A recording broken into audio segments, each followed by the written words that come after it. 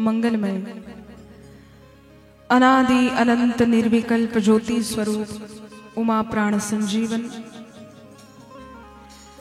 सांब सदाशिवाची वाङ्मयीन प्रतिमूर्ती श्री शिव महापुराण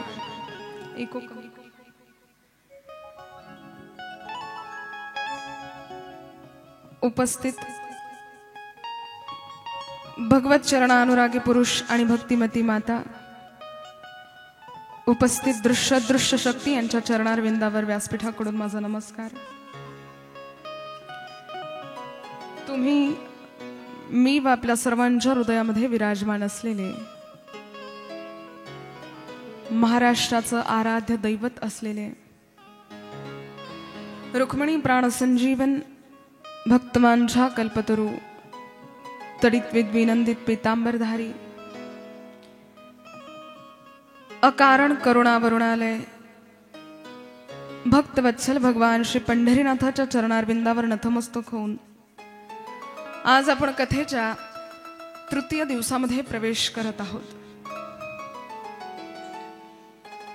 विगत 2 दिवसापासून आपण कथेचं सुधारसपान करत आहात। भगवान सांब सदाशिवाची पावन मंगलमयी कथा जी जड जीवांचा उद्धार करते, आपल्या सर्वांना मोक्ष प्राप्तीचं साधन व्यासोनारायणांनी आपल्या समोर शिवकथा या रूपाने प्रकट करून दिलेला आहे। कालच्या सत्रामध्ये आपण सर्वांनी श्रवण केलं होतं, एक ब्राह्मण आणि त्याची पत्नी दोघही जण धर्मभ्रष्ट झालेत। त्यानंतर त्याला प्रेत योनी मध्ये त्याचा जन्म झाला। मग शिव महापुराणाच्या श्रवणपानाने त्याला सुंदर देह भेटला आणि मग दोघही पती पत्नी कैलाशावर भगवान महादेवासोबत आणि माता पार्वती सोबत राहायला लागले।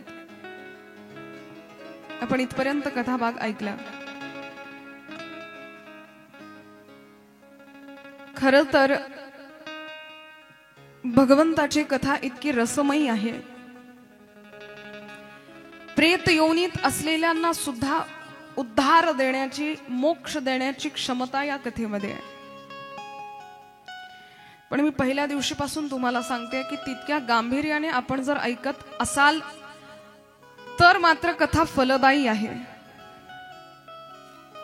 तितकं नाम आपण घेत असाल तर मात्र कथा फलदायी आहे।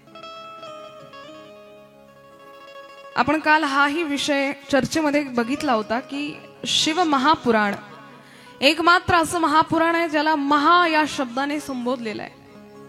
बऱ्याच साधकांच्या मनात प्रश्न यावा, श्रीमद भागवत कथा ऐकवणारा वक्ता म्हणतो की श्रीमद भागवत कथा श्रेष्ठ आहे, शिव महापुराण ऐकवणारा वक्ता म्हणतो शिव महापुराण श्रेष्ठ आहे, गणपती पुराण ऐकवणारा वक्ता म्हणतो गणपती पुराण श्रेष्ठ आहे, देवी भागवत ऐकवणारा वक्ता म्हणतो देवी भागवत श्रेष्ठ आहे। मग साधकाला प्रश्न पडावा की नेमका कुठल्या ग्रंथाची उपासना आपण करावी?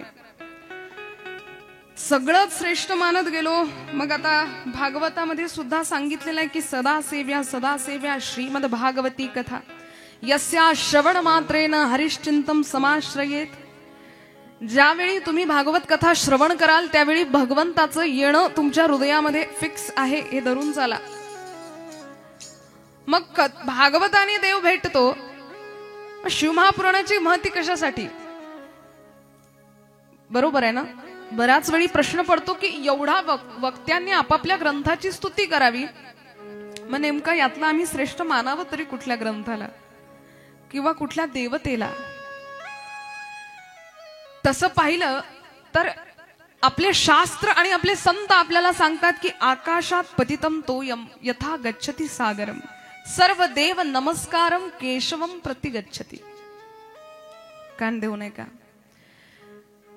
ज्याप्रमाणे आकाशातलं पाणी धरतीवर पडतं, धरणीवर आल्यानंतर नदीमध्ये ते जातं आणि ही नदी जाऊन मिळते ती सागराला, ऐकताय ना कथा?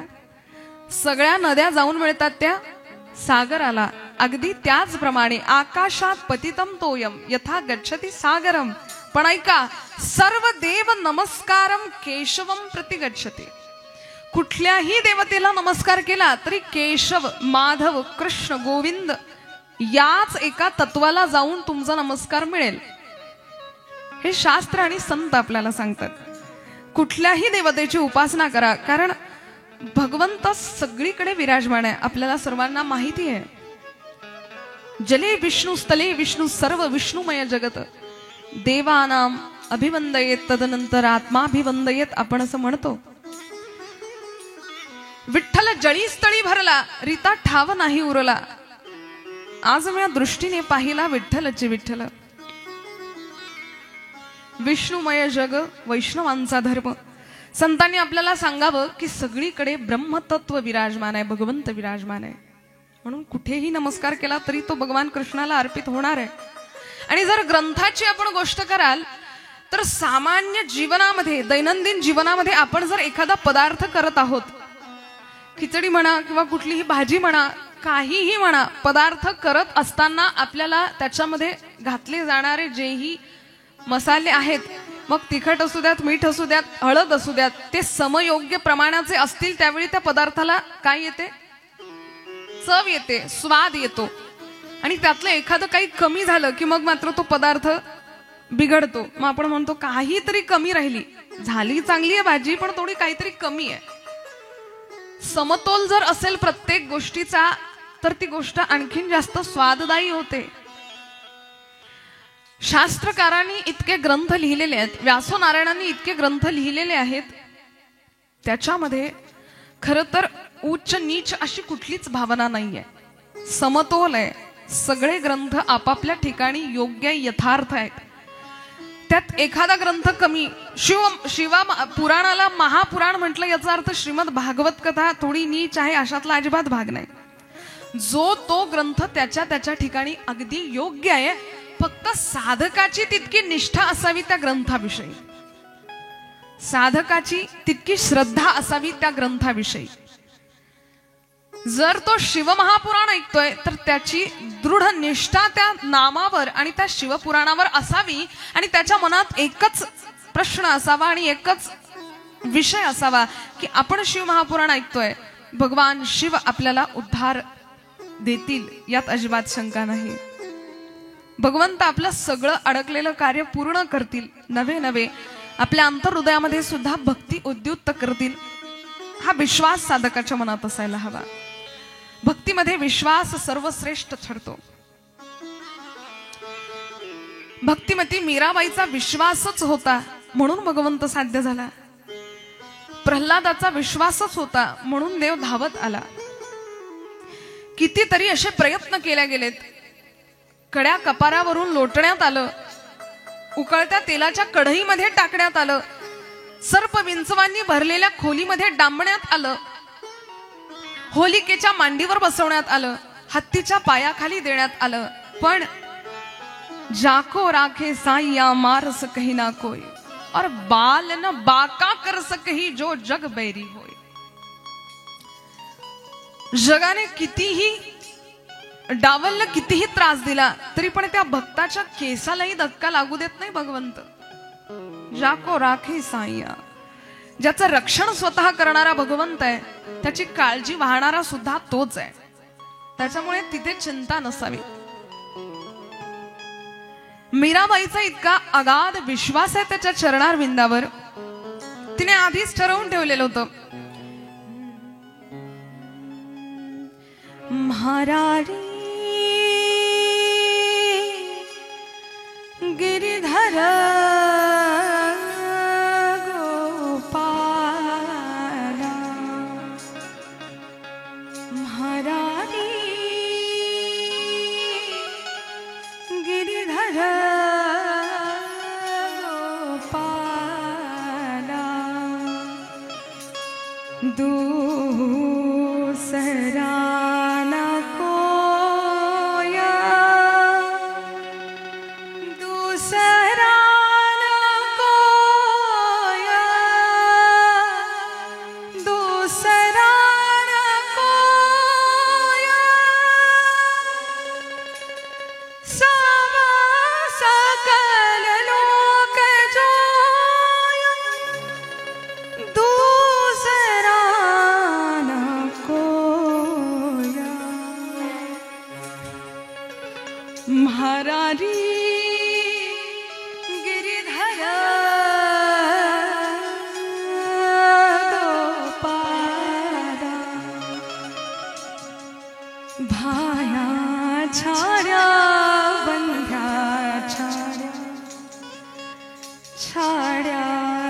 सब भूया। साधू संग बैठ बैठ लोक लाज खोया। गोड भाव आहे, सुंदर भाव आहे, पण तो ऐकला तर गोड आहे आणि जर नाही ऐकला तर मग नाही समजू शकत. असू द्यात. मीराबाईचा सुंदर भाव आहे. महारारी गिरिधर गोपाल दूसरा न कोय, जाके सिर मोर पंख मेरो पती सोय. विश्वास आहे. जगाने डावललं, विषाचा प्याला पाठवण्यात आला, पण काही एक झालं नाही. मीराबाईने विष प्यावं आणि भगवान गिरिधराची मूर्ती निळी होऊन जावी, हिरवी होऊन जावी. या विषाचा असर भक्तिमती मीराबाईवर नाही झाला. हे सगळं विष ग्रहण करणारा त्या ठिकाणी तिच्या जवळ बसलेला होता. कारण श्रद्धा इतकी दांडगी होती, इतका विश्वास होता कि अपने मन की मैं जानू और पी के मन की रात. अपने मन की मैं जानू और पी के मन की रात.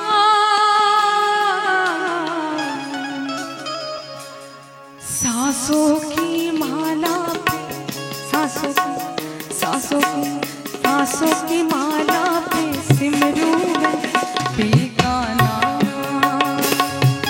सांसों की माला पे सिमरू मैं बेगाना.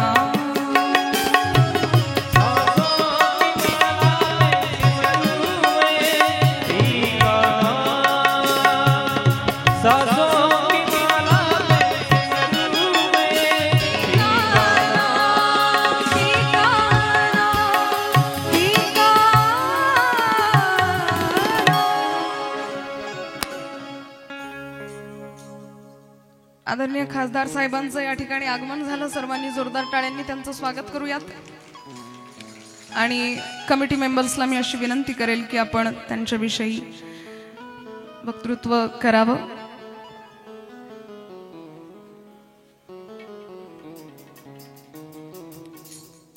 भगवान की नमः. पार्वती पते हर हर महादेव.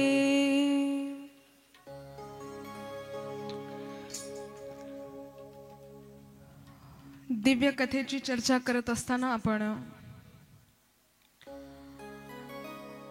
विश्वास या भावनेला स्पर्श करत होतो.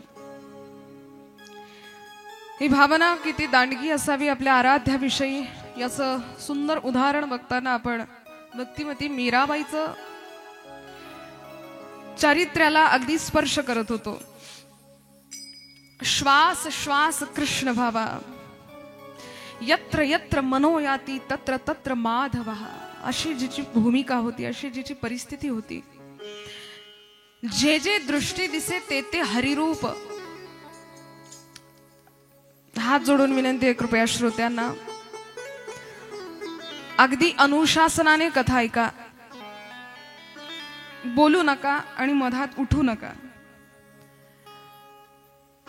आपली एक हालचाल माझं सुद्धा लक्ष विचलित करते आणि आपल्या कथेचा निरस होतो.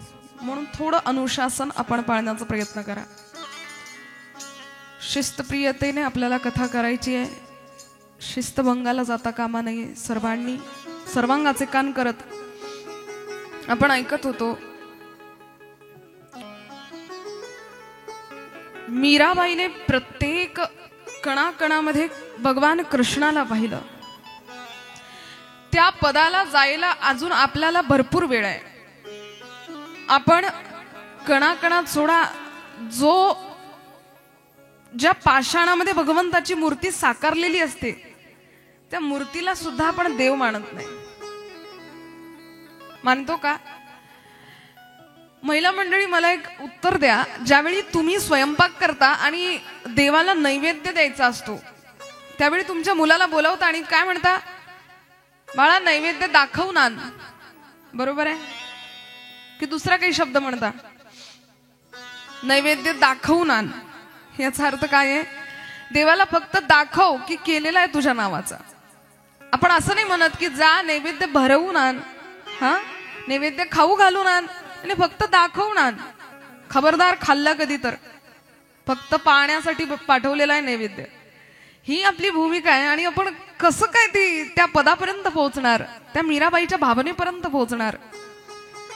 मान्य आहे संसार हा प्रत्येकाच्या पाठीपोटी लागलेला आहे, पण जरा या संसारातून 10 मिनिटं का होईना काढून त्या जगदीश्वराला देणं हा आपला पुरुषार्थ आहे.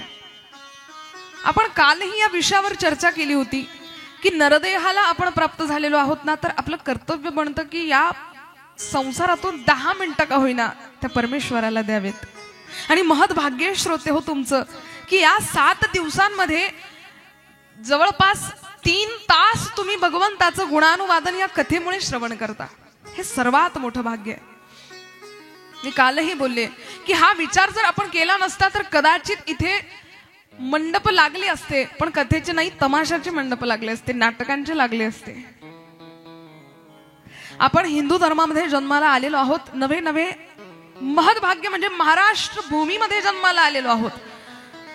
आपल्याला आपल्या भूमीची ताकद, आपली संस्कृती, आपले महापुरुष यांच्याविषयी खर तर या व्यासपीठावरून किंवा या नारदीय गादीवरून उपदेश करण्याची गरज भासायला नको, कारण आपल्या रक्तामध्ये हिंदू धर्म असावा. आपण त्याला जीवनशैली मानून बसलेलो आहे. रक्तामध्ये आपल्या हिंदुत्व वाहावं. मला फार खंत वाटते अशा नवतरुण मुलांची, मुलींची. आजकाल मोबाईलवर एक मुलगी फेमस होते. ती मुलगी स्टेजवर डान्स करते आणि तो डान्स पाहण्यासाठी आपल्या महाराष्ट्रातला तरुण लाखोच्या संख्येने तिथे जातो आणि तिच्यासमोर नाचतो आणि तिला बघतो. ती लावणी करते आणि हा तिला बघत असतो. 1, 2, 10, 12 नाही जात, लाखोच्या संख्येने जातात. सण कोणता आहे? दहीहंडीचा सण आहे. आमचं आराध्य दैवत म्हणजे गोकुळाचा कृष्ण आहे. तो आमचं सर्वस्व आहे. त्याचा दहीहंडीचा सण आणि आपण पाहायचा त्या मुलीचा डान्स. हे कुठूनच कुठपर्यंत सूत्र जुळत नाही. पण आपण उगाचच आपल्या वासना तृप्तीसाठी त्या ठिकाणी जातो. काय तर तिचा नृत्य पाहू आणि आपल्याला आनंद मिळेल. महाराष्ट्राच्या भूमीमध्ये आपण सर्वजण जन्माला आलेलो आहे याचा सार्थ अभिमान असावा. इथे बसलेल्या तरुणांना मी सांगेल, तुम्ही जर 19 फेब्रुवारीला छत्रपती शिवाजी महाराज की जय असा नारा लावत असाल तर एका गोष्टीचं नेहमी भान ठेवा की आपला राजा मुली नाचवणारा नाही तर मुली वाचवणारा राजा होता. त्याने कधीच मुलगी नाचवली नाही. शत्रूची मुलगी समोर आणून उभी केली, पण नखशिखांत तिला बघितलं.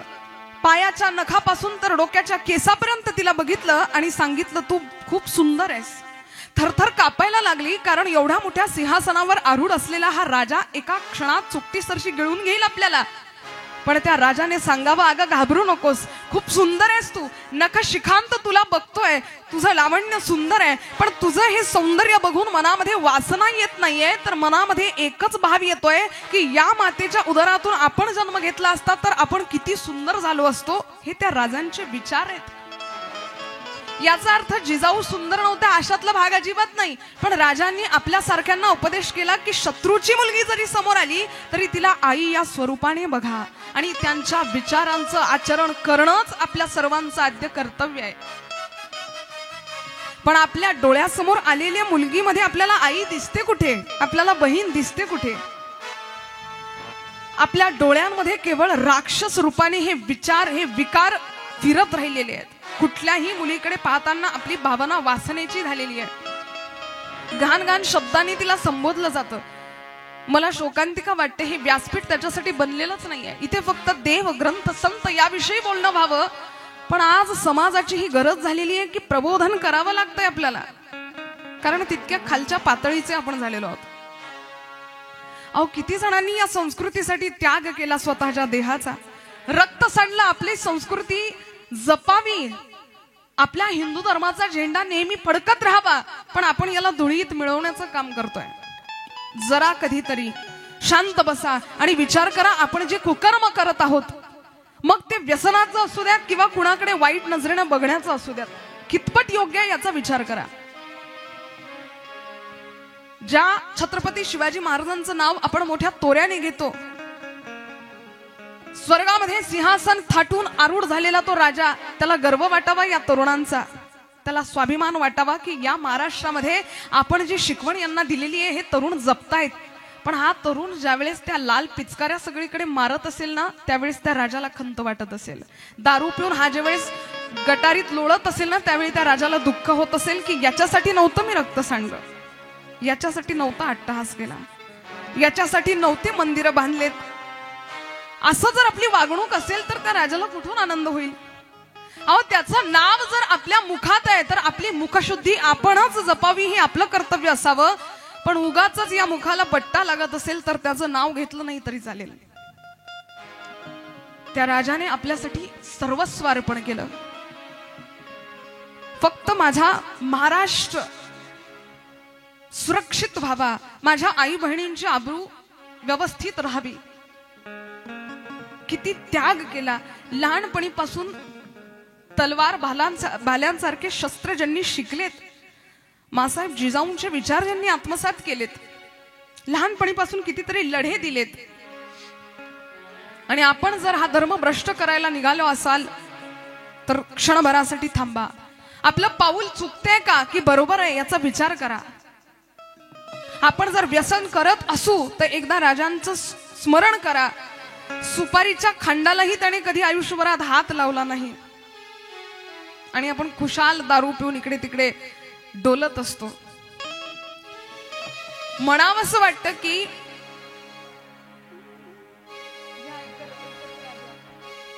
एकच राजा इथे जन्मला शिवनेरी किल्ल्यावर, एकच राजा इथे जन्मला शिवनेरी किल्ल्यावर. माझ्या देवाचं नाव गाजतंय गडकिल्ल्याच्या दगडावर, माझ्या राजाचं नाव गाजतंय गडकिल्ल्याच्या दगडावर, माझ्या देवाचं नाव गाजतंय गडकिल्ल्याच्या दगडावर.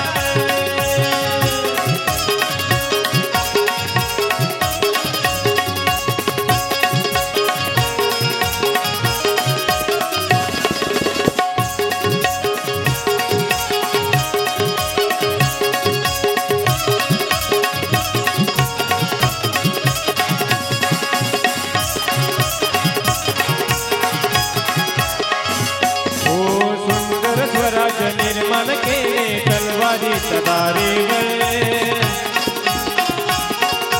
रयतेसाठी वार फेरले आपल्या निर्या छातीवर. हो सुंदर स्वराज निर्माण केले तलवारी सदारेवर.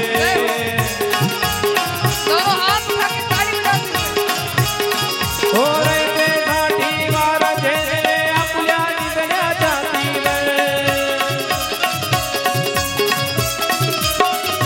हो प्राणपणाने लढले मावळे, प्राणपणाने लढले मावळे भरोसाच्या राजावर, प्राणपणाने लढले मावळे भरोसाच्या राजावर.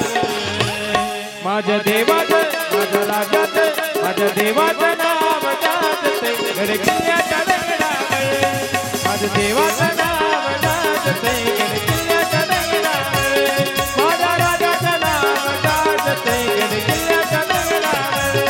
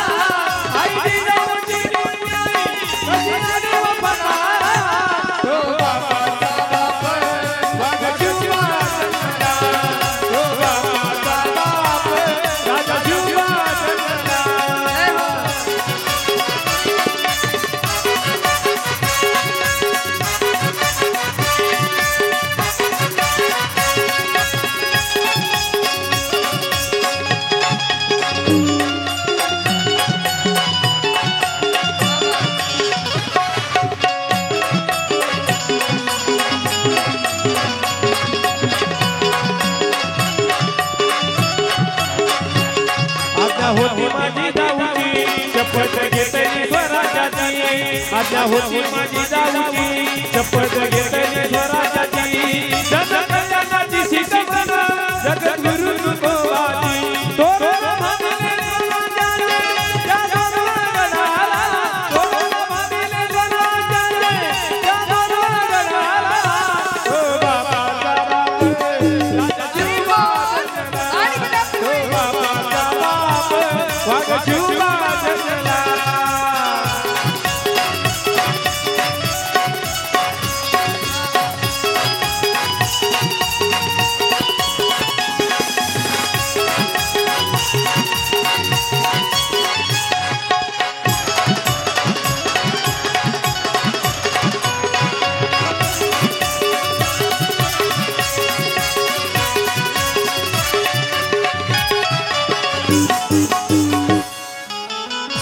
छत्रपती शिवाजी महाराज की वाह वाह, एक बार जोरदार तालियां बजा दीजिए.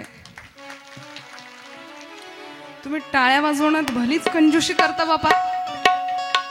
अहो जरा जोरदार टाळ्या वाजवा ना, आपल्या राजांचं नाव आलं आणि एवढी कंजूशी. छत्रपती शिवाजी महाराज की, छत्रपती संभाजी महाराज की, सत्य सनातन हिंदू धर्म की.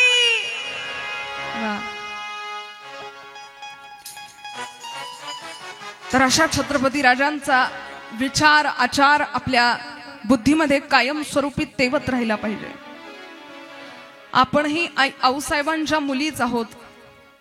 प्रधानमंत्र्याची किंवा या सरकारची लाडकी बहीण आपण आत्ता झालो, पण कितीतरी वर्षापासून छत्रपतींची लाडकी बहीण आहात आपण. आपल्यासाठी त्यांनी कितीतरी लढे दिलेत. माझ्या राज्यामध्ये कुठल्याच माझ्या बहिणीला, माझ्या आईला वाकड्या नजरेने शत्रू बघणार नाही याची प्रत्येक वेळी काळजी करणारा तो एकमात्र भाऊ होऊन गेला आपल्यासाठी. तो भाऊच आहे आपला. त्या आऊसाहेबांनी जे भक्तीचं सिंचन त्यांना दिलं, रामकृष्णाच्या पावन पवित्र युद्धाच्या गोष्टी सांगून त्यांना मोठं केलं, वाढवलं, त्या आऊसाहेबांचे विचार आपण सुद्धा आत्मसात करावे. मुलींनो, इथे बसलेल्या प्रत्येक मुलींच्या चरणी माझी विनंती आहे. तुमची बहीणच आहे मी मोठी असं म्हणून झाला. मला आनंद झाला की या सोनेरांगी गावामध्ये निदान काही तरुण मंडळी, माझे भाऊ आणि माझ्या बहिणी दिसतात तरी या रोज.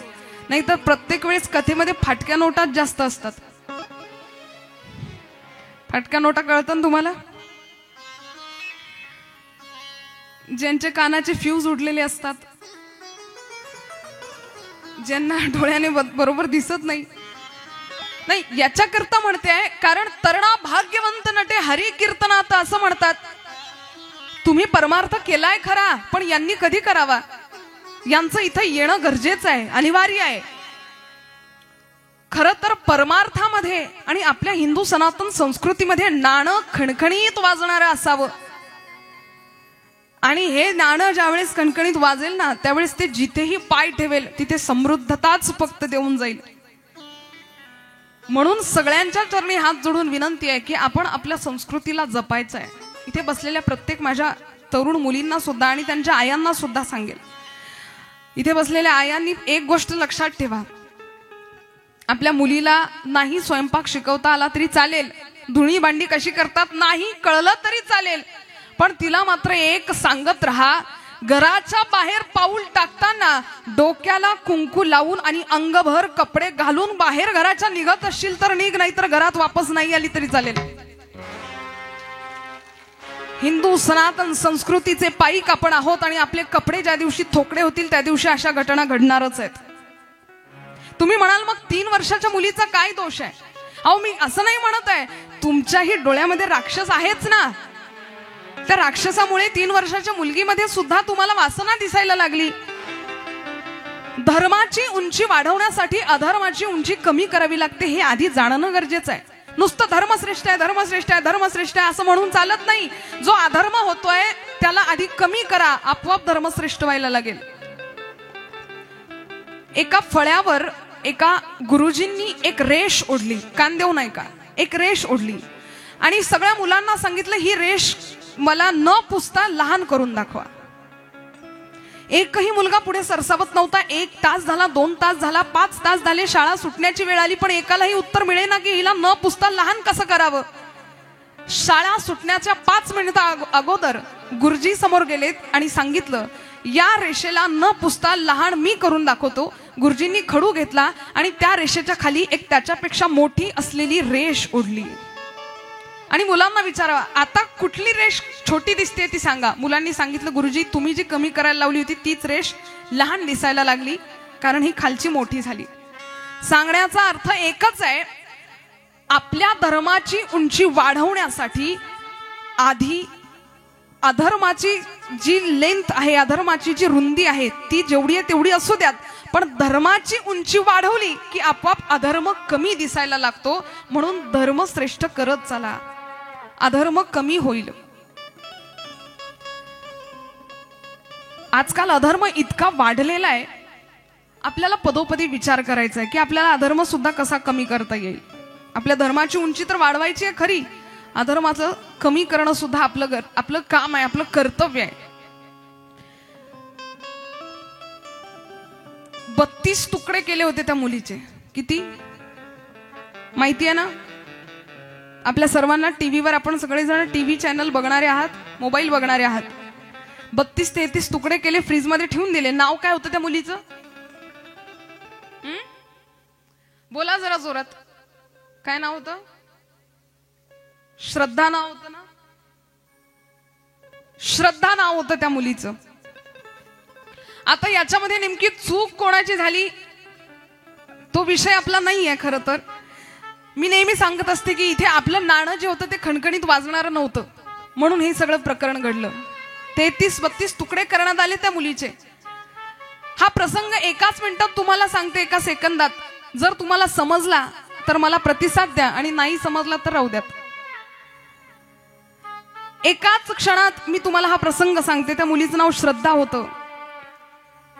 दुसऱ्याच धर्माच्या मुलाच्या नादी ती लागून मग ते प्रकरण झालं. आता तो विषय माझा नाही आणि त्यात चर्चा करून अर्थही नाही, पण ही घटना एका क्षणात सांगते. समजली तर फार चांगलं.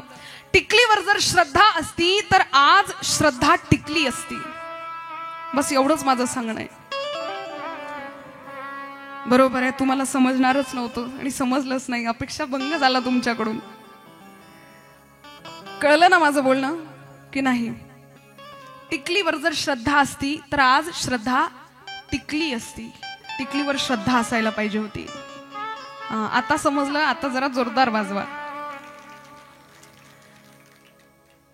या हिंदू धर्मावर जर श्रद्धा असती की ही संस्कृती माझ्या राजांनी, माझ्या पूर्वजांनी, माझ्या संतांनी दाखवून दिलेली आहे आणि तिचं पायी होणं माझं आद्य कर्तव्य आहे, हा मनात जर विचार असता तर एवढं कुकर्म झालंच नसतं.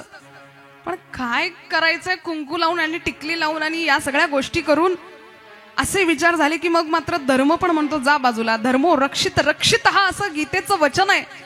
जो धर्माचं रक्षण करतो त्याचं रक्षण स्वतः धर्म केल्याशिवाय राहत नाही.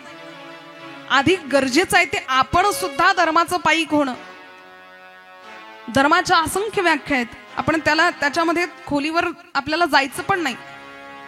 खूप जणांनी वेगवेगळ्या पद्धतीने आपल्याला धर्म सांगितलेला आहे, पण आज एक धर्म आपल्याला कळायला हवा. खरा तो एकची धर्म, जगाला प्रेम अर्पावे. एवढंच नाही तर हीच हमोची प्रार्थना, हेच हमोचे मागणे. मानसाने मानसाशी मानसा समवागणे. हेच हमोची प्रार्थना, हेच हमोचे मागणे. मानसाने मानसाशी मानसा समवागणे. एवढं जरी समजलं तरी आपल्याला सगळं समजलं. आज माणसं जन्माला येत आहेत घराघरामध्ये, पण माणुसकी कुठे जन्माला येतच नाहीये. माणुसकीचा ऱ्हास झालेला आहे. म्हणून सगळ्यांना सांगणं आहे, एक खरंच आता हे जे पाहुणे मंडळी येऊन गेलेत यांनी आपल्याला सांगितलं की खरंच 500 वर्षापूर्वीचा हा लढा यावेळी पूर्णत्वाला गेला. त्यावेळी त्या माता शबरीने वाट पाहिली. राम आएंगे तो पालना झुलाऊंगी, मैं तो रुचि रुचि भोग लगाऊंगी, मेरे जन्मों के सारे पाप मिट जाएंगे, राम आएंगे, मेरी झोपड़ी के भाग जाग जाएंगे, राम आएंगे, ओ राम आएंगे। दोनों हाथ उठा के ताली बजाते हुए प्रेम से राम मेरे झोपड़ी के खुल जाएंगे, मेरे झोपड़ी के खुल जाएंगे,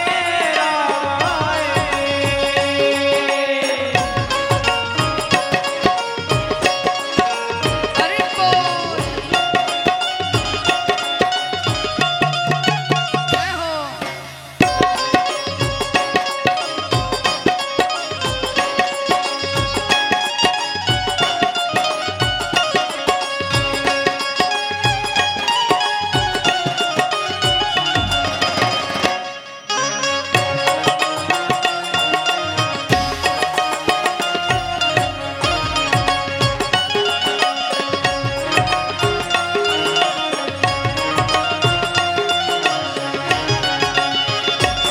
राम आएंगे तो पालना सजाऊंगी, ओ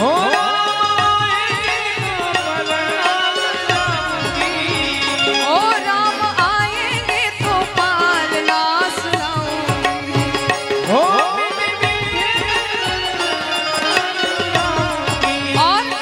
मेरे जन्मों के सारे पाप मिट जाएंगे, राम आएंगे, मेरी झोपड़ी के भाग खुल जाएंगे, राम आएंगे,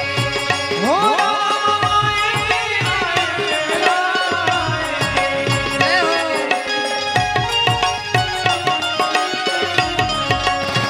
ओ मेरी झोपड़ी के और हाथ उठा के ताली बजाते हुए मेरी झोपड़ी के खुल जाएंगे,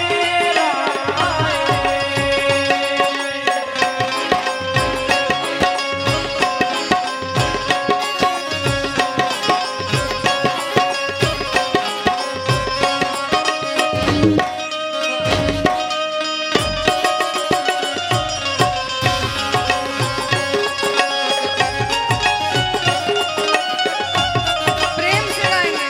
राम आएंगे तो अंगना सजाऊंगी,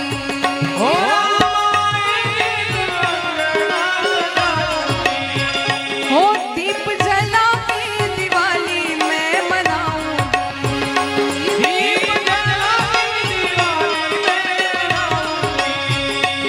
मेरी जिंदगी के सारे दुख कट जाएंगे, राम आएंगे, मेरी झोपड़ी के भाग खुल जाएंगे, राम आएंगे, ओ मेरी झोपड़ी के खुल जाएंगे, मेरी झोपड़ी के खुल जाएंगे, हरि बोल।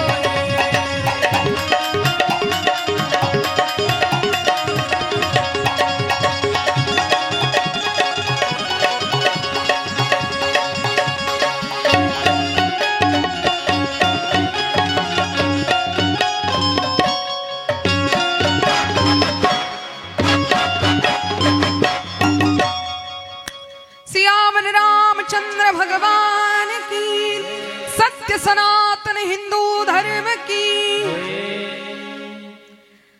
और एक भाव बड़ा सुंदर है, वो शबरी कहती है, अरे रामा रामा रटते रटते बीती रे उमरिया,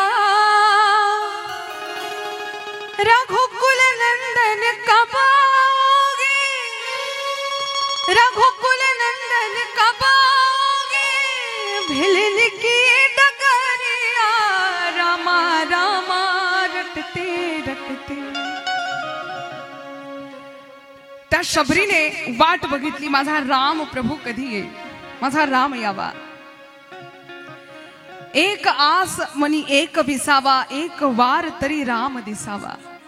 शबरीची ती भूमिका 500 वर्षापासून आपण सुद्धा त्याच आतुरतेने वाहिली. 500 वर्षापासून चालत आलेला हा लढा 22 जानेवारी 2024 पूर्ण झाला आणि राम राज्य आलं. श्रीरामचंद्र प्रभू सिंहासनावर आरूढ झाले. तो दिवस एका दिवाळीपेक्षा कमी नव्हता. खर तर एक दिवाळी नाही, अशा लाखो दिवाळ्या ओवाळून टाकावा असा तो दिवस. आणि हा दिवस आपल्या सर्वांच्या डोळ्यांनी आपल्याला पाहायला मिळाला, हे आपलं परम भाग्य आहे. येणाऱ्या पिढीला आपण साक्षीदार आहोत की आमच्या डोळ्यासमोर आमचे रामप्रभू सिंहासनावर आरूढ झाले. याच्यावरून आणखी मोठा आनंद कुठला असावा हिंदू धर्मियांसाठी. और वैसे भी जसा खारीचा वाटा प्रत्येकाचा असतो, आपल्याला माहितीये रामायणामध्ये खारुताई ते पूल बांधण्याचं ज्यावेळेस काम सुरू होतं त्यावेळेस सगळेजण दगड टाकत होते. खारुताई अंग ओलं करायची, तिकडे जाऊन रेतीमध्ये तिला स्वतःला भरवून घ्यायची आणि जाऊन ती रेती तिथे झटकून यायची की चला माझ्या रेतीने का होईना पुलाला थोडीशी मदत होईल. खारीचा वाटा त्याला म्हणतात. तो हम भी कीर्तन में कहा करते थे कि चलो राम नाम रटते चलो मंदिर बन जाएगा, राम नाम रटते चलो मंदिर बन जाएगा, अफजल खान अगर पैदा हुआ तो शिवाजी भी आएगा. असा खारीचा वाटा सगळ्यांचाच आहे. राम मंदिराची आशा प्रत्येकाला होती आणि झालंय, ते कार्य आपल्या डोळ्यासमोर झालंय. म्हणून हात जोडून विनंती आहे, आपली संस्कृती आता कुठेतरी वाढत जातीये. बरेचसे असे तरुण मंडळी सुद्धा आहेत जे भक्ती मार्गामध्ये लागलेले आहेत. आपण इंस्टाग्रामवर वगैरे मोबाईलवर जर बघत असाल तर भरपूर असे व्हिडिओज आहेत. प्रेमानंदजी बाबा ज्यांच्याकडे भरपूर तरुण वळतात आणि कितीतरी तरुणांच्या मतीमध्ये आता प्रकाश पडायला लागला. दुसरीकडचं उदाहरण कशाला द्यायचं, आपल्या सोनेरांगे गावाचं मी उदाहरण देते. मला आमच्या गुरुदेव दादांनी सांगितलं, दीदी यावेळी आम्ही सप्ताह करणार नव्हतो, पण सगळ्या तरुण मंडळीचा होकार होता आणि ह्या सगळ्यांनी एकच आवाज उठवला की आम्हाला सप्ताह करायचा आहे. बस यांच्या भरोशावर आज सप्ताह उभा आहे. जोरदार टाळ्या वाजवा, तुमचेच लेकर आहेत ते. खरंच हा जो निर्णय घेतला भावांनो आपण सर्वांनी, हा निर्णय फार मोलाचा आहे. आपल्याला मन भटकवणारे भरपूर साधनं आता तयार झालेले आहेत, पण आपला हिंदू धर्म कसा टिकेल हे साधन जो शोधतो तोच खरा हिंदू म्हणवला जातो. आपल्या धर्माची ध्वजा कशी उंच राहील याचा विचार आपण केला आणि हा सप्ताह उभा केला. आता मात्र सर्वांच्या चरणी हात जोडून एकच विनंती करते, ज्या दिवशी हा सप्ताह हा खांब खाली पडेल, पडणार नाही, भोलेनाथ पडू देणार नाही. आपण म्हणतो की कठीण जातं, कसं करावं, पण करवून घ्यायची चालना आणि शक्ती देणारा तो बसलेला आहे. आपल्यामध्ये फक्त उत्साह असायला हवा की आपल्याला देवाचं कार्य करायचं आहे. हम कहते हैं ना, मेरा आपकी कृपा से सब काम हो रहा है, करते हो तुम कन्हैया और नाम मेरा हो रहा है. या भावनेने हात जोडून प्रत्येक तरुणाईच्या चरणारविंदावर मी विनंती करते, हा खांब हा धर्ममंडप ज्या दिवशी खाली पडेल त्या दिवशी स्वतःला हिंदू म्हणून घेऊ नका. सूर्य चंद्र तारे जोपर्यंत आहे तोपर्यंत सोनेरांगी गावामध्ये भागवत कथा सुरूच राहिली पाहिजे, हा अट्टहास आपण करा. समाजाचं, धर्माचं, संस्कृतीचं हे फार मोठं काम आहे. विडंबना अशी आहे, आजकाल लोक असे म्हणतात की या सगळ्या कार्याला खर्च लागतो. अहो, इथेच जर तुम्ही दुसरा काही कार्यक्रम केला असता तर त्याला खर्च लागला नसता का? तुम्ही मग गोष्ट कशावर येते, महाराज लोकांच्या पाकिटावर. पैसे लागतात, खर्च होतो, मग एवढी दक्षिणा घेतात. इथे कमिटी मेंबर्स बसलेले आहेत का? सगळे आहेत. हा, आता बघा, खर तर आधी माझा एक मुद्दा मांडते, मग तुमच्याशी सर्वांशी संवाद करते. आपली कथा पण भरपूर प्रमाणात राहिलेली आहे, पण काळाची गरज ही आहे म्हणून थोडा वेळ याला सुद्धा आपण द्यावा तसा विचार करून याच्यावर वक्तव्य केलं.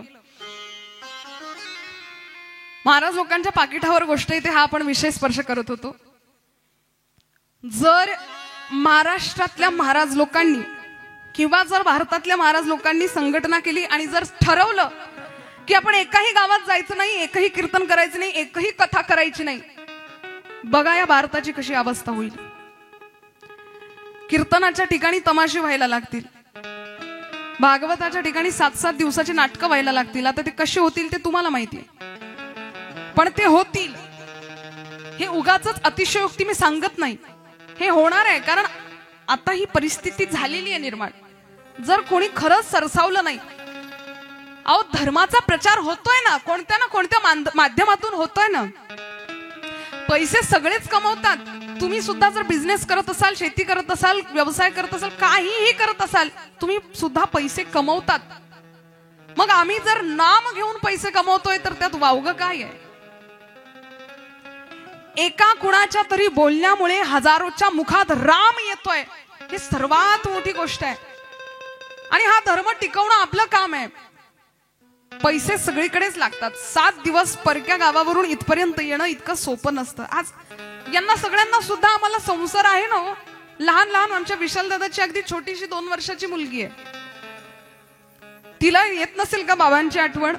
तिला वाटत नसेल का माझा बाबा रोज मला दिसावा? पण धर्माचं कार्य कुठेतरी उंच व्हावं म्हणून संसाराचा त्याग करून येतात. नाही ते डिस्को मध्ये जातात असातला भाग नाहीये. इथे येऊन कथाच करतात, कथा ऐकतात.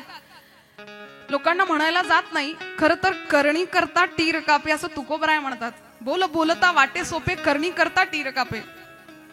बोलायला सगळ्या गोष्टी सोप्या आहेत, पण ज्यावेळेस सलग 3-4 तास एका ठिकाणी बसून काहीतरी बोलायचंय किंवा कुठलं तरी वाद्य वाजवायचंय, या निर्जीव चामड्यातून स्वर झनकार कानामध्ये पोहोचवणं हे सुद्धा सामान्य कार्य नाही आहे. त्याच्यासाठी फार मोठी साधना असावी लागते. ही साधना आत्मसात करून लोकांच्या हृदयामध्ये स्थान निर्माण करणं ही सुद्धा एक कला आहे. आणि ती जर आम्ही धर्माचा प्रचार करत जपतोय तर त्याच्यामध्ये वाईट म्हणण्याचा कुणालाच अधिकार नाहीये. म्हणून खरं तर जो धर्म प्रचारक आहे तो कुणी असू द्यात, त्याला मागे ओढू नका. आपल्या धर्माचा कुणा ना कुणाच्या माध्यमातून धर्म प्रचार होतोय ना, बस याला जास्त मान्यता द्या. आणि राहिली गोष्ट तर कमिटी मेंबर्सची, तर तुमच्या सर्वांच्या चरणी माझं एक निवेदन आहे आणि एक विनंती आहे.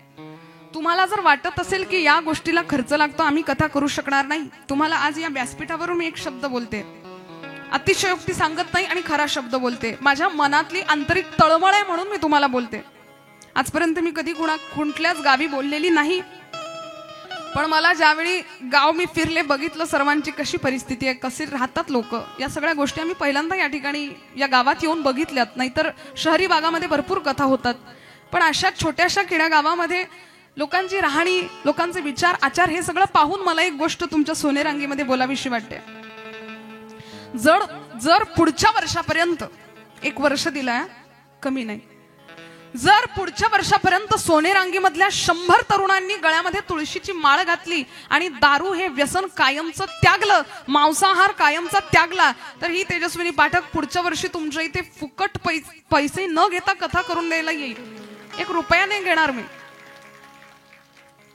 1 रुपया सुद्धा नाही, तशीच येईल. 7 दिवस याच्यापेक्षा जास्त आनंद तुम्हाला येईल. पण तुम्ही आधी हा निर्णय घेणं गरजेचं आहे. कारण कसं आहे ना, नुसतं आम्ही पण घसा कोरडा करून काही अर्थ नाहीये. तुमच्यात जर बदलण्याची वृत्ती असेल तर आमच्यामध्ये सुद्धा तुम्हाला भगवान नामचिंतन ऐकवायची वृत्ती आहे, हे मात्र नक्की. म्हणून प्रयास करा.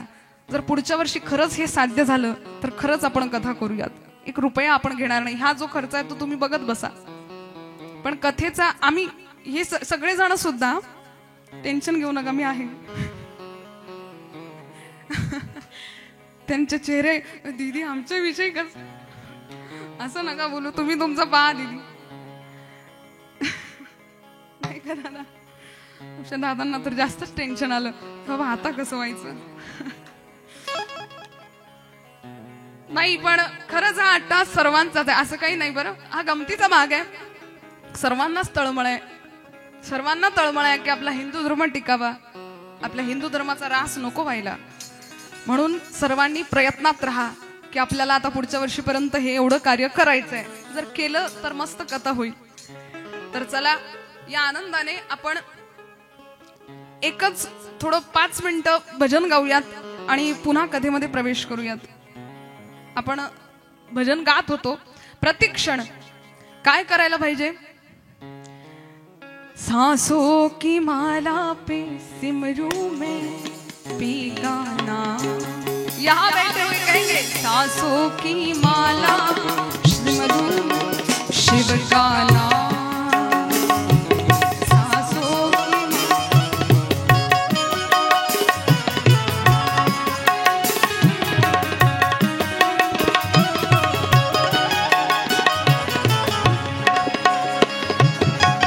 प्रेम पियाला जिसने पिया उसका है ये हाल, उसका है ये हाल। प्रेम पियाला जिसने पिया है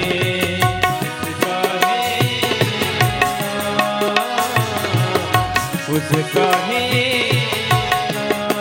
और अंगारों पर नींदा जाए कांटों पे आराम, अंगारों पर नींदा जाए कांटों पे आराम। सांसों की सांसों की माला पे सिमरूं तेरा नाम। यही मेरी बंदगी है, यही मेरी पूजा, सांसों की माला पे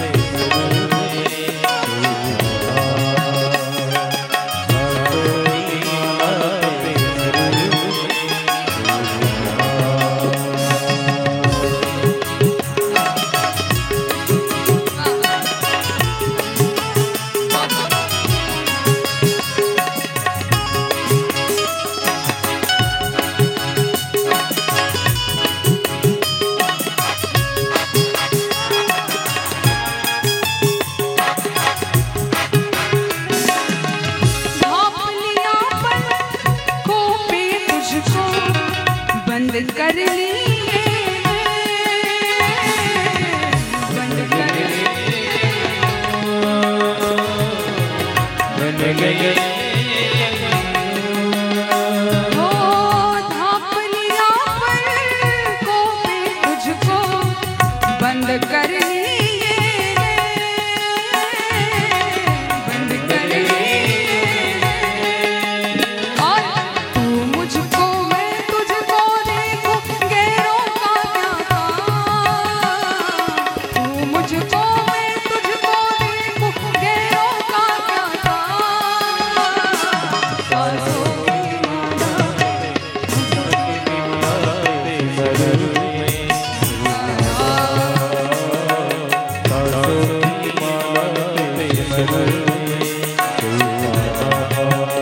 सर्वांनी 2 मिनिटं जागेवर उभं राहा.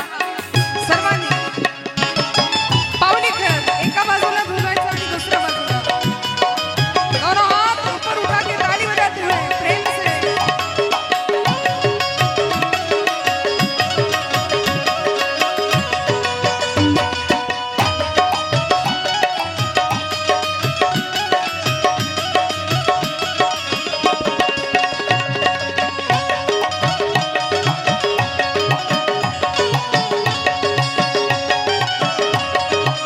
डोलत सर्वांनी. शाम सहारे मैंने छोड़ी अपनी जीवन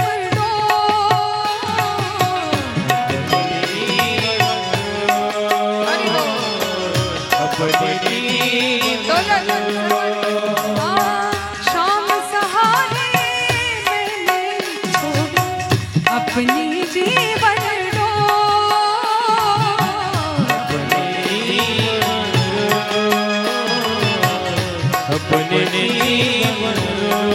और मेरी नैया चाहे डूबे चाहे तेरे पार, मेरी नैया चाहे डूबे चाहे तेरे पार। सांसों की माला पे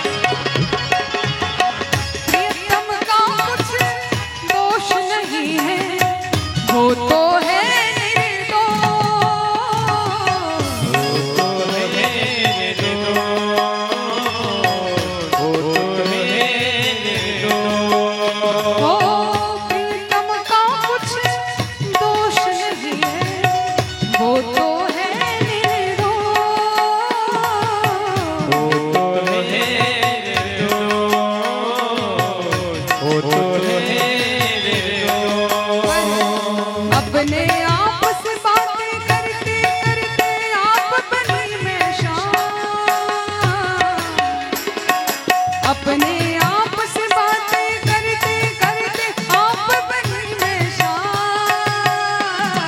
सांसों की माला पे, सांसों की माला पे सिमरू मैं पीका नाम।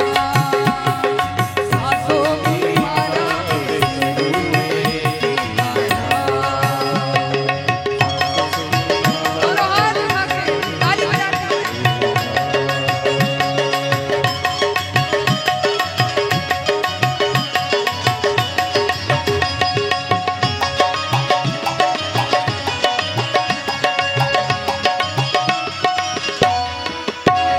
हरि बोल।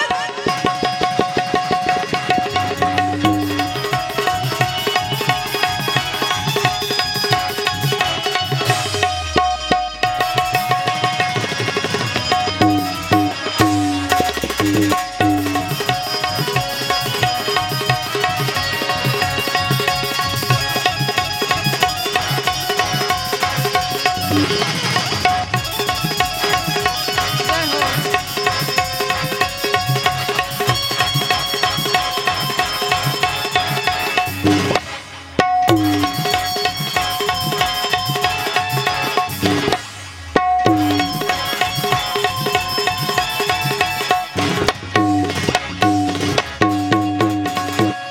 वाह. सर्वांनी एकदा जोरदार टाळ्या वाजवा. आनंद भयो जी, भूल गए क्या? अरे आपने तो कल पक्का प्रॉमिस किया था. तो आनंद भयो जी, आनंद भयो कहना है सभी को, दोनों हाथ उठा के कहना है आनंद भयो जी, आनंद भयो. तो ऐसा ये जो नाम है प्रभु का, सांसों की माला पे सिमरू मैं पी का नाम, या कह लीजिए शिव का नाम. अपने मन की मैं जानू और शिव के मन की राह.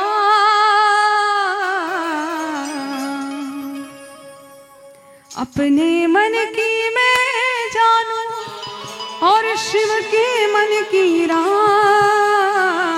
सांसों की माला पे सिमरू मैं पी का नाम.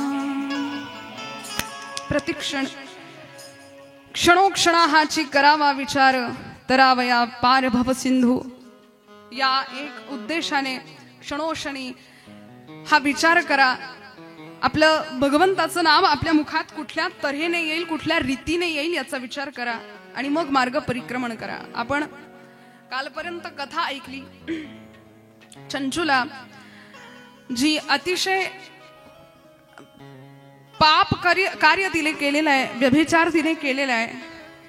गोकर्ण क्षेत्रावर जाता बरोबर मात्र तिला ज्यावेळी संतांचे आशीर्वचन ऐकायला मिळाले.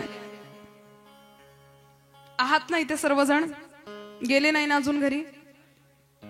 आज कथा 2 वाजेपर्यंत चालणार आहे, चालेल ना? नक्की? मागच्यांचा काही आवाजच येत नाही. मागच्यांनी समोरच्यांकडे ठेका दिलेला आहे म्हणे तुम्हीच सगळं सांभाळत जा. नाही, आपण तसं आपली मर्यादा सोडणार नाही आहोत, वेळेतच कथा संपवणार आहोत, त्याबद्दल वाद नाही. तुमचं मन बघत होते की आहात की नाही तयारीत बसण्यासाठी म्हणून. आमच्या कमिटी मेंबर्सने, आमचे सरपंच, त्यानंतर आमचे काका सगळेजण येऊन मला बोललेत की दीदी आम्ही काल कथा ऐकून अतृप्त राहिलो म्हणे. तृप्तता झालीच नाही आमची, आपण ती आज पूर्ण करूयात. आणि होईल तितकं, माझं आणखी एक निवेदन आहे की होईल तितकं आपण कथा मंडपामध्ये येतानाच थोडंसं लवकर आटपून येत जा, म्हणजे कसं जास्त वेळ आपल्याला ऐकायला मिळेल की नाही.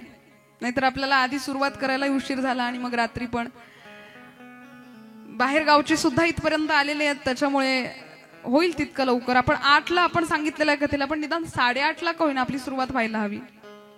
या प्रयत्नात सर्वांनी राहा. म्हणून कान देऊन, सर्वांगाचे कान करून ऐका. आपण काल ऐकलं ही चंचूला संतांचं आशीर्वचन ऐकून बुद्धीमध्ये परिवर्तन झालं. संतांनी सांगितलं की व्यभिचार करणारी स्त्री जिला कुठेच जागा मिळत नाही, हिला पश्चाताप झाला.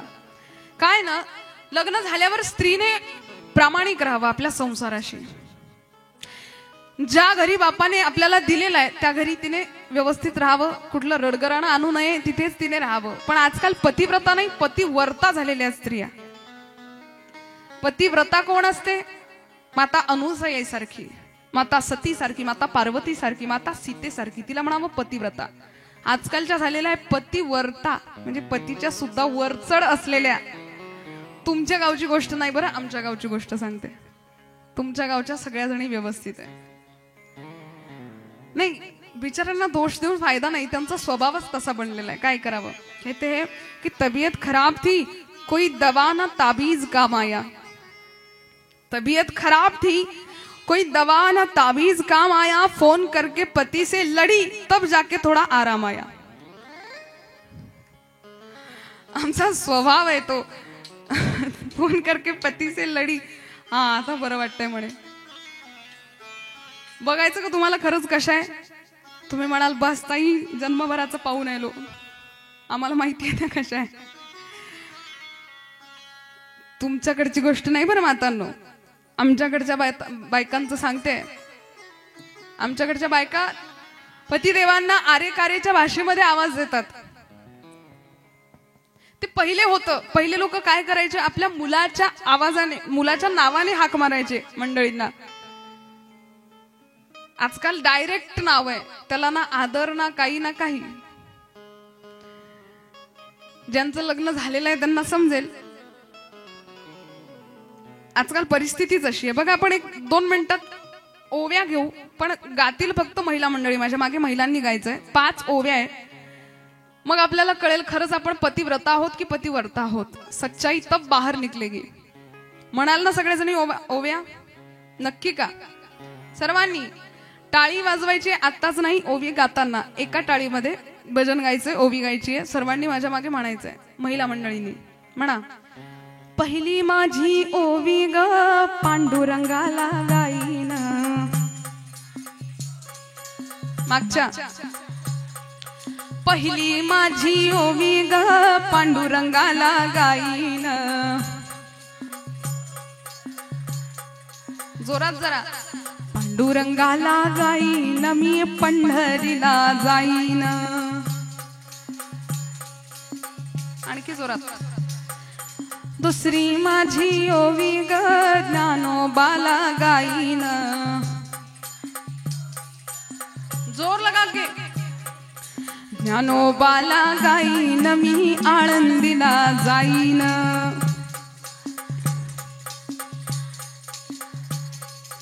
तिसरी माझी ओवी ग तुकारामाला गाईन. सर्वांनी जोरात, मागच्यांनी जोरात गा जरा.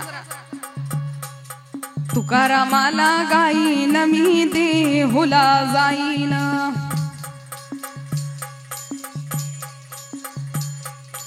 चौथी माझी ओवी ग मुक्ताईला गाईन.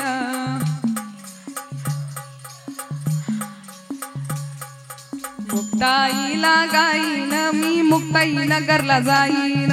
जरा जोर से. वा वा.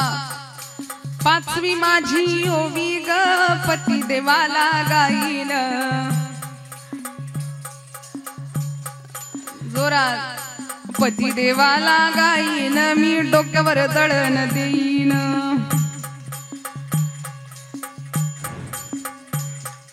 शाबास. पूर्ण केलंच म्हणे आम्ही, सोडलं नाही. असं असं कसं सोडू म्हणे? आमचा जन्मसिद्ध हक्क आहे तो. देता की नाही या डोक्यावर दळण? काय सांगू म्हणे दीदी, आमच्या डोक्यावरचे इथले केस गेले ते दळण वाहू वाहू. सगळीकडे केस एवढी इथे दिसत नाही म्हणे. नाही, तुमच्याकडच्या सगळ्यांचे आहे याचा अर्थ या देत नाही. आमच्याकडची गोष्ट सांगते, गमतीचा भाग वजा करा. सभार्या या गृहदक्षा, सभार्या या प्रजावती, सभार्या या पतिप्राणा, सभार्या पतिव्रता. एवढंच नाही तर कार्येषु मंत्री, वचनेषु दासी, भोजेषु माता आणि शयनेषु रंभा, धर्मानुकूले क्षमया धरित्री, षडगुण भार्या कुल उद्धरंती, असा बाईचा स्वभाव, असा स्त्रीचा स्वभाव असावा. कार्येषु तिने मंत्री असावं, पतीचं काम करायच्या वेळेस तिने मंत्र्यासारखं काम करावं. वचनेषु दासी, दासीसारखं वचन पूर्तता करावी. भोजेषु माता आणि शयनेषु रंभा, भोजन करताना माते समान तिने वाढावं. धर्मानुकूले क्षमया धरित्री, क्षमा करणारे तिचं असं विशाल मन असावं, धर्माचं आचरण करणारी ती असावी. आणि षडगुण भार्या, हे 6 गुण जर तिच्यात असतील तर कुल उद्धरंती, कुळाचा उद्धार करण्यासाठी ती एक महिलाच काफी आहे फक्त. म्हणून आपलं जगणं, वागणं, बोलणं सगळं काही अगदी मर्यादित असायला हवं आपल्या संसारापुरतं. फार खोलीचा विषय आहे मातांनो, फार खोलीचा आहे. जितकं खोल जाल तितकं आपल्या बुद्धीत प्रकाश पडेल. पण आता सध्या आपल्या जवळ वेळेची कमतरता आहे. हा विषय पुन्हा आपण घेऊयात येणाऱ्या 1-2 दिवसामध्ये. पण पतिपरायण स्त्रीने पतीशी प्रामाणिक असावं. काय ना, दुधामध्ये पाणी मिसळलं की त्या पाण्याची सुद्धा किंमत वाढते. मान्य आहे ना, पाण्याला आधी किंमत नसते, पण ती दुधामध्ये ज्यावेळेस मिसळतो त्यावेळी त्या पाण्याची पण किंमत आपसूक वाढते. पण त्याच्यामध्ये जर निंबाचे 2 थेंब पिळलेत तर काय होईल? ते दूध फाटून जाईल, नासून जाईल. पाणी वेगळं होईल आणि दूध वेगळं होईल. म्हणून आपलं नातं सुद्धा असंच आहे. एकमेकांच्या साथीने आपल्याला किंमत आहे, पण गैरसमजाचा एक त्याच्यामध्ये निंबाचा थेंब पडला की मग मात्र नातं विस्कळल्याशिवाय राहत नाही. आपलं नातं इतकं सुंदर असावं, इतक्या ताकदीचं असावं की कुणाला अधिकारच नसावा आपल्या नात्यामध्ये ढवळाढवळ करण्याचा. एकमेकांचा आदर करणं, एकमेकांच्या संमतीने कुठलाही निर्णय घेणं हे आपल्यावर डिपेंड करतं. नाहीतर आपण जर आदर दिलाच नाही एकमेकांना तर काय आपल्या आयुष्याला रंग राहील? ती सहचारिणी आहे, तिने सहचारिणी सारखं वागावं, तुम्ही सुद्धा तिला साथ द्यावी. अशा पद्धतीने जर राहिलात तर संसार सुंदर होईल, फुलेल. इथे हिच्याकडून काही झालं नाही, पण ज्यावेळी कथा ऐकली त्यावेळी सगळ्या पापाची निवृत्ती झाली आणि आता मात्र तिला भगवान शिवाचं पद प्राप्त झालं. म्हणजे त्या ठिकाणी जाऊन तिने भगवान शिवाच्या चरणारविंदावर आपलं जीवन समर्पित केलं. पुढे एक दिवस सनकादिकांनी सुद्धा नंदिकेश्वराला प्रश्न केला, हे नंदिकेश्वर, सगळे देवता वेर रूपामध्ये पूजले जातात. वेर म्हणजेच मूर्ती रूपामध्ये. मूर्ती रूपामध्ये सगळ्यांचं पूजन होतं. जर कृष्ण बघाल तर भगवान कृष्ण मूर्ती रूपामध्ये आपण पूजतो. गणपती बाप्पा सुद्धा, सगळेच देव मूर्ती या स्वरूपामध्ये पूजले जातात. पण भगवान शिव हे लिंग स्वरूपामध्ये किंवा पिंड स्वरूपामध्ये का? आणि या पिंडाची उत्पत्ती कशी झाली, या लिंगाची उत्पत्ती कशी झाली, हे तुम्ही आम्हाला सांगा. गोड कथा आहे, नंदिकेश्वर सांगतायत. श्रोते हो, तुम्ही सुद्धा ऐका. एक दिवस महाविष्णू वैकुंठामध्ये शेष शयन करत होते, शेष शय्येवर शयन करत होते. तिथे ब्रह्मदेवाचं आगमन झालं. ब्रह्मदेव त्या ठिकाणी गेलेत आणि विष्णू, सगळे देव लोक उठून उभे राहिलेत आणि ब्रह्मदेवाला नमस्कार करायला लागलेत. पण विष्णू काही उठले नाही. ब्रह्मदेवाला राग आला. क्रोधित होऊन ब्रह्मदेवाने सांगितलं की अरे तू पुत्र आहेस आणि मी तुझा पिता आहे. सृष्टी निर्मितीचं कार्य माझ्याकडे आहे आणि तू माझ्या समोर झोपलेला आहे, लाज वाटत नाही तुला? भगवान विष्णू म्हणतायत, थांबा जरा, कुणाला म्हणताय पुत्र आणि पिता? मी आहे पिता आणि तुम्ही आहात पुत्र. मी सगळी सृष्टी निर्मिती केलेली आहे. आता मात्र ब्रह्मदेवाला सुद्धा राग आला. पाहता पाहता शब्दांचे हे वाद युद्धामध्ये रूपांतरित व्हायला लागले आणि दोघांनीही शस्त्रास्त्र हातात घेतलं आणि घनघोर युद्धाला त्या ठिकाणी सुरुवात झाली. असंख्य प्रकारचे शस्त्र विष्णू प्रघात करताय, असंख्य प्रकारचे शस्त्र ब्रह्मदेव प्रघात करताय. दोघांमध्ये घनघोर युद्धाला सुरुवात झाली. विष्णूने पाशुपद नावाचं शस्त्र उगारलं, ब्रह्मदेवाने सुद्धा शस्त्र उगारलं. हे दृश्य पाहण्यासाठी सगळे देवता लोक त्या ठिकाणी एकत्रित झाले. जगाच्या पाठीवर पहिलं आश्चर्य झालं. भगवान विष्णू आणि ब्रह्मदेवाचं युद्ध कसं होतंय ते बघायला जाऊयात. सगळे देव लोक त्या ठिकाणी एकत्रित झाले. पण हे युद्ध आता इतकं विकोपाला गेलेलं होतं की संपूर्ण देवतांना चिंता पडली की आता हे युद्ध जर विकोपाला जाते तर संपूर्ण जग जळून भस्म होते की काय, अशी शंका त्या ठिकाणी उत्पन्न व्हायला लागली. सगळे देव धावत गेले कैलाशावर आणि भगवान सांब सदाशिवाला प्रार्थना करायला लागले, देवा विष्णू आणि ब्रह्मदेवाचं युद्ध सुरू आहे, तुम्हीच काहीतरी करा, तुम्ही जाल त्यावेळी ते युद्ध शांत होईल. माझ्या भगवंताला खीव आली संपूर्ण देवतांची आणि महादेव प्रभू त्या ठिकाणी भला मोठा असा अग्निस्तंभ असलेल्या ज्योती स्वरूपामध्ये त्या ठिकाणी दोघांच्या मधात उपस्थित झालेत.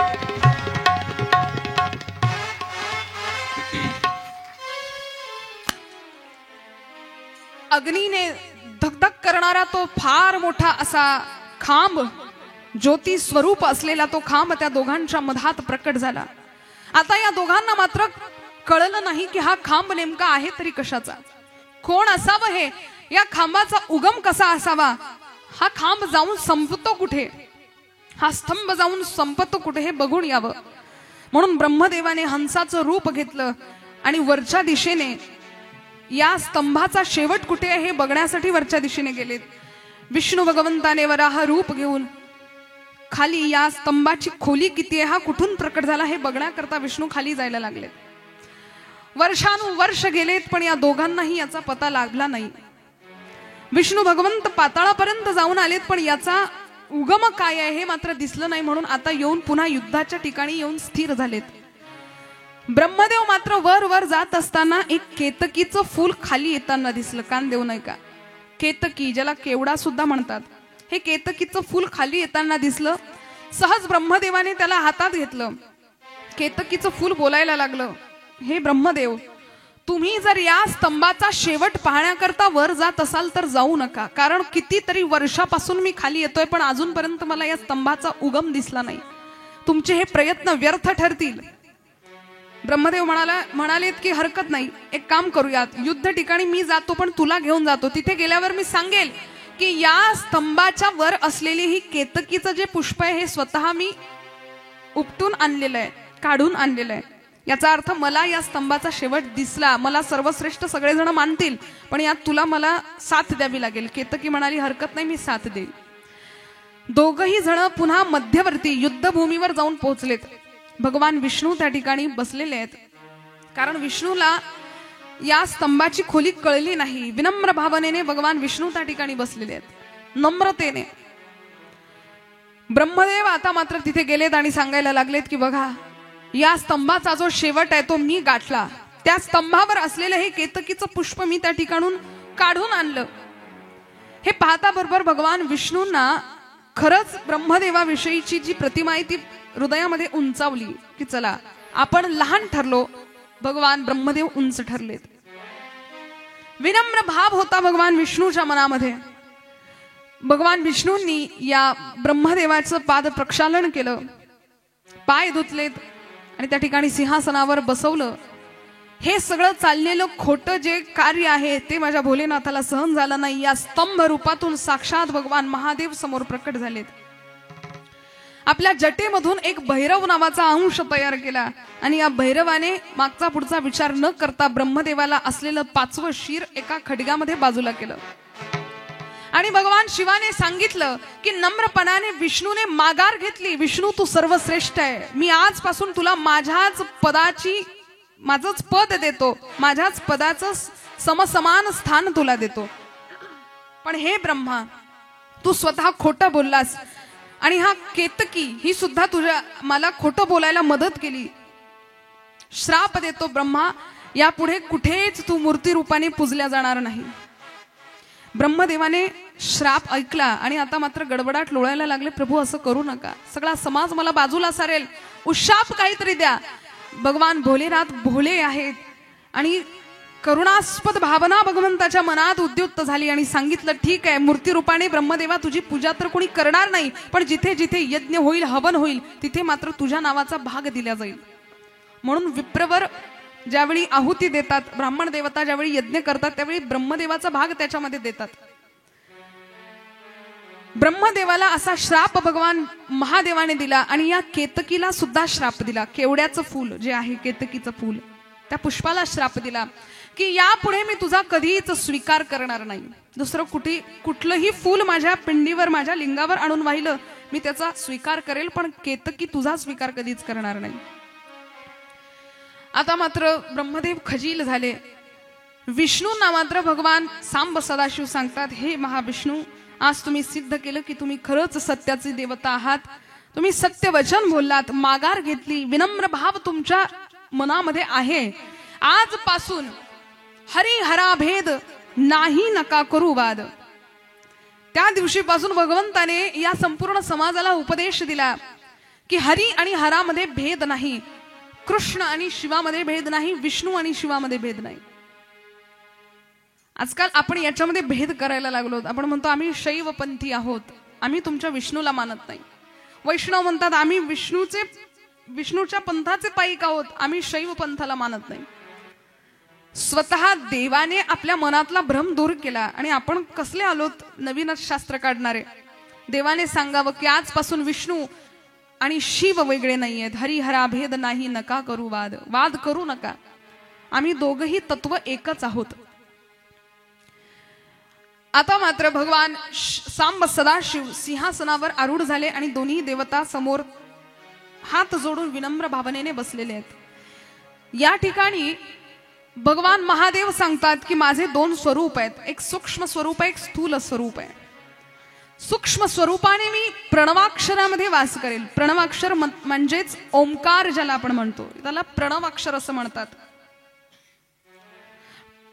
प्र म्हणजे हा संसार आणि नव म्हणजे नाव. संसारातली नाव जी आहे तरुण जाण्यासाठी या प्रणवाक्षराचा मंत्र उच्चारण नेहमी घोक करावा. म्हणून ओंकार स्वरूपामध्ये मी सूक्ष्म स्वरूपाने विराजमान आहे आणि शिवाची जी पिंड आहे आपण नेहमी बघतो त्या पिंडीमध्ये स्थूल स्वरूपाने भगवान महादेवाचं वास्तव्य आहे. म्हणून या दोन्हीही ठिकाणी माझं वास्तव्य आहे. तुम्ही ओम म्हणा किंवा शिवाच्या पिंडीची पूजा करा, दोन्हीही सारखंच आहे. पण ह्या ओंकार गाताना थोडेसे नियम आहेत, कारण हा ओंकार साधा नाही. फार मोठे मोठे जपी तपी ज्यावेळी साधना करतात, तपश्चर्या करतात, केवळ या ओंकाराच्या नादाने भगवंताची प्राप्ती करतात. समाधी अवस्थेला ते प्राप्त होतात. त्याची उंची फार मोठी आहे. तो कुठेही कसाही घेणं चालत नाही. मुखातून ओंकार हा वदवणं, पावन पवित्र स्थळावर त्याला वदवावं लागतं. मुखशुद्धी असावी लागते, वृत्ती शुद्धी असावी लागते, त्यावेळी आपण ओंकाराचं उच्चारण करू शकतो. म्हणून स्थूल रूपामध्ये भगवान लिंगामध्ये विराजमान आहेत. असं ज्ञान, असा बोध भगवान सांब सदाशिव या दोघांना देत असताना आपसुक यांच्या मुखातून एक शब्द निघाला, ओम नमः शिवाय, ओम नमः शिवाय, ओम नमः शिवाय. दोन्ही देवता नमः शिवायचा जप करायला लागल्यावर भगवान सांब सदाशिवाला अत्याधिक आनंद झाला. ओम हा प्रणवाक्षर आहेच, पण नमः शिवाय हा पंचाक्षर मंत्र त्या ठिकाणी निर्मित झाला. म्हणून साधकाने पंचाक्षर मंत्राला नेहमी नेहमी घोक करावा. नमः शिवाय, नमः शिवाय, नमः शिवाय असं म्हणावं, जेणेकरून भगवान शिवाची प्राप्ती आपल्या सर्वांना होईल. किंवा शिव महापुराणामध्ये श्री शिवाय नमस्तुभ्यं मुखम व्याहरते यदा तन्मुखम पावनम तीर्थम सर्व पाप विनाशनम असं व्यासोनारायण सांगतात. सर्वांगाचे कान करून ऐका. श्री शिवाय नमस्तुभ्यं मुखम व्याहरते यदा, ज्याच्या मुखातून शिव श्री शिवाय नमस्तुभ्यं हा मंत्र निघेल त्याचं मुख म्हणजे सामान्य नसून स्वतः तीर्थ आहे असं व्यासोनारायण आपल्याला सांगतात. तन्मुखम पावनम तीर्थम, ते मुख एक पावन तीर्थ आहे. संसार मूलभूतानां पातकानां महामुने शिवनाम कुठारेण विनाशो जायते ध्रुवम. संसारातल्या मूलभूत पापांचा नाश करणारी एकमात्र शिवनामाची कुठार जर या पापांवर घातली तर या पापाचे दोन तुकडे होतील. म्हणून पापाचा क्षय जर करायचा असेल, पाप जर संपवायचं असेल तर शिवनाम आपल्या मुखातून येणं गरजेचं आहे. म्हणून आता तुम्ही शिवमहापुराणाची कथा ऐकताय सगळेजण, आजच आपल्या पदराला एक गाठ बांधा की आपल्या मुखारविंदामध्ये निरंतर भगवान शिवाचं नाम चालावं. श्री शिवाय नमस्तुभ्यं किंवा नमः शिवाय, नमः शिवाय, कुठलंही नाव असू द्यात पण मुखाने घेणं गरजेचं आहे. हे नामस्मरण सामान्य नाही. या नामाने कितीतरी जण उद्धरून गेलेले आहेत. फार काही पैसा लागतो, फार काही मोठा आसन लागतं अशातला भाग नाही. नामासी नाही कर्मबंधन, नामासी नाही विधी विधान, आसनी भोजनी शयनी जान नाम पावन हरीचे. एवढंच नाही, या नामाचं व्यसन लागावं. आजकाल आपल्याला व्यसन कशाचं लागतं? तंबाखू, चुन्याचं, दारूचं व्यसन लागतं. पण ज्ञानोबा म्हणतात आम्हाला सुद्धा व्यसन आहे. संतांना कसलं व्यसन आहे ते म्हणतात, आम्हाला हरी नामचिंतनाचं, आम्हाला हरी तत्व जाणण्याचं व्यसन आहे. आणि हे व्यसन ज्याला लागलं तो कधीच या संसार सागरामध्ये गुरफटत नाही.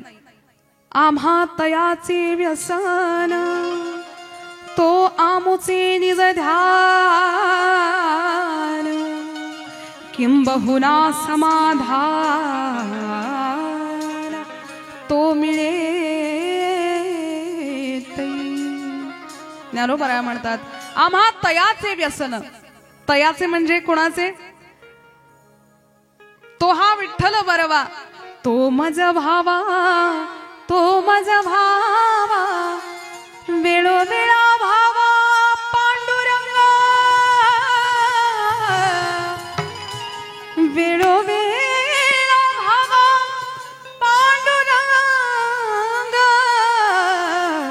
तो मज भावा, तो मज भावा, तो मज भावा. तो आम्हाला मिळाला की सगळं काही मिळालं. म्हणून त्याची प्राप्ती करणंच जीवाचं आद्य कर्तव्य आहे. हो, नुसत्या नामस्मरणाने वाल्याचा वाल्मिकी झाला. नुसत्या नामस्मरणाने काय सांगावं, तुकोबरा म्हणतात झाली सीमा.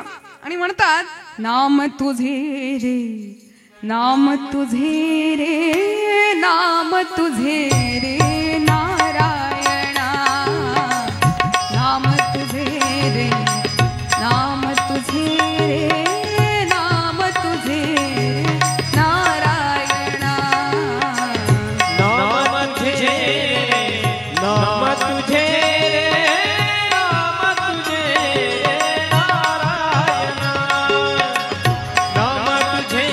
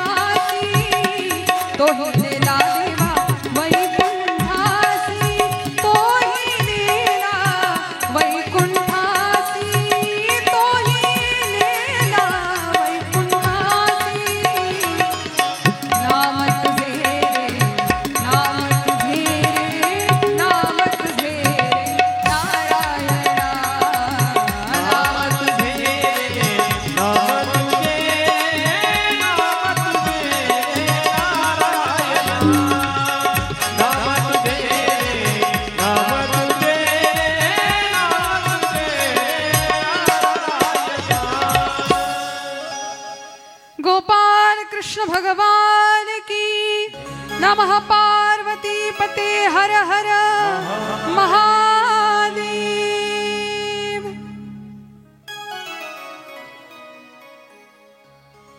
ऐसा नावाचा महिमा, ऐसा नामाचा महिमा, तुका म्हणे देवा झाली सीमा, तुका म्हणे देवा सीमा, तुका म्हणे झाली सीमा। नाम तुझे रे, नाम तुझे रे, नाम तुझे रे नारायणा।